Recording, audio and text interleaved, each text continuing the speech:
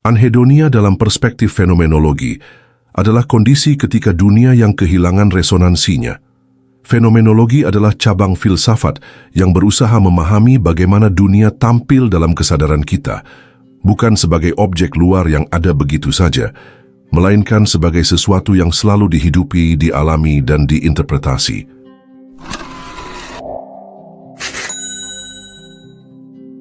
Bagi fenomenologi, dunia bukan hanya kumpulan objek mati, dunia adalah medan makna.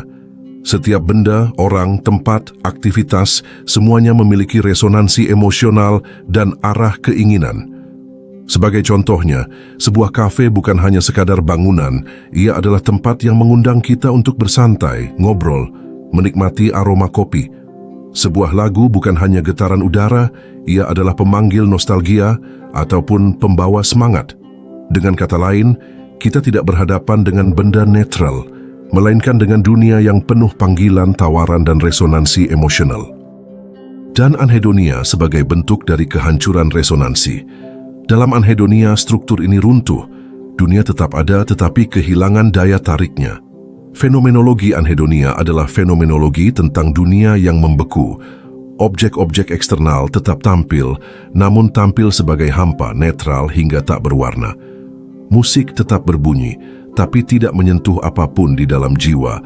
Pertemuan dengan teman tetap terjadi, tapi terasa mekanis, dingin, tanpa getaran emosional sama sekali. Pengalaman dasar ini bukan kesedihan. Kesedihan masih mending karena masih memiliki bobot emosional seperti rasa kehilangan, kegetiran, ataupun luka. Anhedonia lebih parah. Ia adalah kekosongan afektif di mana dunia menjadi datar, seperti pemandangan yang dilihat melalui kaca tebal. Pengalaman semacam ini sebagai pengasingan dari dunia.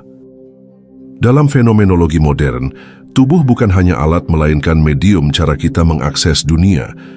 Tubuh adalah saya yang bergerak di dunia. Ia dapat merasakan, menyentuh, terdorong, menghindar, dan menikmati. Sedangkan dalam anhedonia, tubuh jadi membeku. Makanan enak tidak lagi memancing nafsu. Musik energik tidak lagi memancing gerak tubuh. Suara tawa teman tidak lagi memicu respons emosi di dalam dada. Dan tubuh yang membeku ini memperparah pengalaman keterasingan. Individu yang mengalaminya tidak hanya merasa terputus dari dunia, tetapi bahkan dari tubuhnya sendiri sebagai medium keterlibatannya. Waktu menjadi datar. Fenomenologi memperhatikan bagaimana kita mengalami waktu. Dalam kondisi normal, waktu bersifat dinamis. Ada ekspektasi, ada rasa menanti, ada antisipasi kenikmatan di masa depan, ada kenangan hangat dari masa lalu. Namun dalam anhedonia, waktu menjadi datar. Masa depan tidak menawarkan apa-apa yang menggairahkan. Masa lalu terasa hampa, kehilangan aura emosionalnya. Masa kini membentang sebagai lautan kosong yang monoton.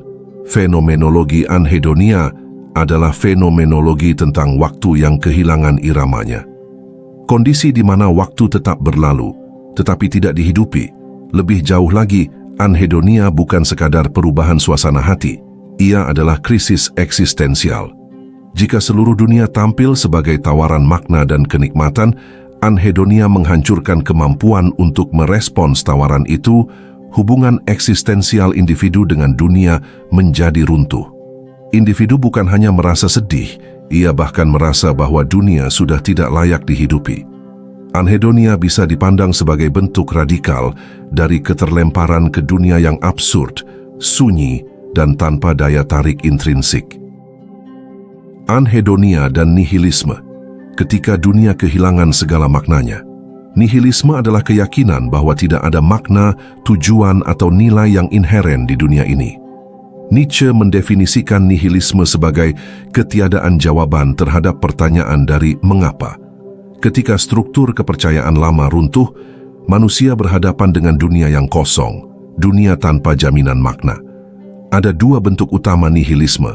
Yang pertama, nihilisme pasif, yakni menyerah pada ketidakberartian dan kehilangan gairah untuk bertindak. Yang kedua, nihilisme aktif, yakni menerima kekosongan, lalu berusaha menciptakan maknanya sendiri.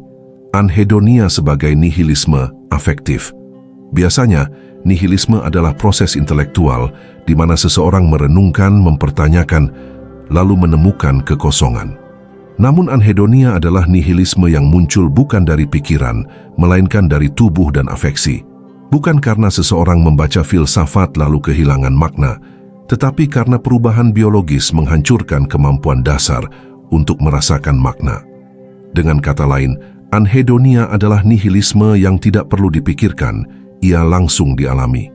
Aku tidak merasa apapun, bukan karena aku tahu dunia ini tidak bermakna, tetapi karena dunia ini sungguh-sungguh terasa kosong bagiku. Di sini, anhedonia lebih radikal daripada banyak bentuk nihilisme filsafat. Ia bukan sekadar kehilangan kepercayaan terhadap makna, tetapi kehilangan kemampuan biologis untuk mengakses makna. Nietzsche berbicara tentang kematian Tuhan sebagai simbol hilangnya pusat makna dalam kehidupan Barat. Namun dalam anhedonia, yang mati bukan hanya Tuhan, tapi semua bentuk resonansi emosional terhadap dunia. Seorang penderita anhedonia, dalam kacamata Nietzschean, bukan hanya kehilangan nilai eksternal, tetapi juga will to power internalnya, yakni dorongan untuk hidup, mencipta, bertarung, dan menari. Filsuf pesimis ekstrem seperti Émile Cioran bahkan lebih dekat menggambarkan anhedonia. Baginya, kehidupan adalah penderitaan murni, keberadaan itu sendiri adalah beban tanpa pembenaran. Cioran menulis, "Aku tidak berharap apapun, aku tidak percaya apapun, aku tidak ingin apapun." Kalimat ini hampir identik dengan pengalaman batin orang yang mengalami anhedonia berat. Dalam kerangka Cioran, anhedonia bukanlah penyakit, melainkan momen kesadaran paling jujur tentang absurditas dan ketidakperluan hidup itu sendiri. Dengan kata lain, mungkin dalam pengalaman anhedonia, kita menyentuh realitas telanjang. Dunia ini memang tanpa makna, dan selama ini hanya ilusi biologis kita yang membuatnya terasa bermakna. Albert Camus dalam The Myth of Sisyphus bertanya, apakah hidup ini layak dijalani? Bagi Camus, kesadaran akan absurditas bahwa kita terus mencari makna di dunia yang tidak menyediakan makna adalah pengalaman dasar manusia. Anhedonia memperuncing absurditas ini. Dalam kondisi normal, meski dunia absurd, kita tetap bisa merasakan kegembiraan seperti secangkir kopi hangat, senyum dari teman, ataupun musik favorit. Namun dalam anhedonia, bahkan penghiburan kecil seperti itu pun telah hilang. Anhedonia membuat absurditas menjadi tak tertahankan. Ia bukan lagi permainan tragis yang bisa kita tertawakan, melainkan penjara sunyi tanpa pintu keluar. Kesimpulannya, anhedonia sebagai wajah nihilisme yang telanjang. Anhedonia menunjukkan bahwa makna bukanlah sesuatu yang ditemukan dengan akal, melainkan sesuatu yang dihasilkan oleh tubuh, afeksi, dan emosi. Ketika mesin biologis itu rusak, dunia segera berubah dari taman penuh warna menjadi padang pasir abu-abu. Anhedonia bukan hanya gejala psikologis, ia adalah kondisi eksistensial, kondisi di mana dunia kehilangan keindahan, nilai, serta tujuannya. Kondisi di mana bahkan pertanyaan seperti mengapa hidup menjadi pertanyaan yang terasa tidak relevan karena tidak ada lagi yang bisa dirasakan dari jawaban apapun. Dalam cahaya ini, anhedonia adalah bentuk paling jujur dari nihilisme radikal. Kondisi ketika dunia bukan saja tanpa makna, tetapi juga pengalaman tentang makna itu sendiri sudah hancur sepenuhnya. Dengan kata lain, anhedonia bukan hanya kehilangan kenikmatan, melainkan juga pengalaman eksistensial tentang kehampaan dari dunia itu sendiri. Anhedonia merupakan fenomena kehampaan relasional. Anhedonia dalam perspektif fenomenologi merupakan kehilangan keterhubungan, kehilangan resonansi antara dunia dan diri, kehilangan daya tarik makna, kehilangan aliran waktu yang hidup. Dengan kata lain, anhedonia adalah dunia yang mati dalam kesadaran kita. Bukan karena dunia berubah, melainkan karena struktur dasar pengalaman kita yang rusak. Bukan sekadar tidak bisa merasa senang, melainkan terasing dari dunia itu sendiri sebagai tempat yang berisi sejumlah kemungkinan makna. Inilah tragedi terdalam dari anhedonia.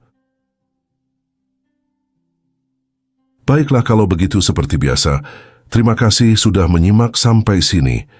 Jangan lupa subscribe Jeda Sibuk. Nantikan pembahasan saya selanjutnya.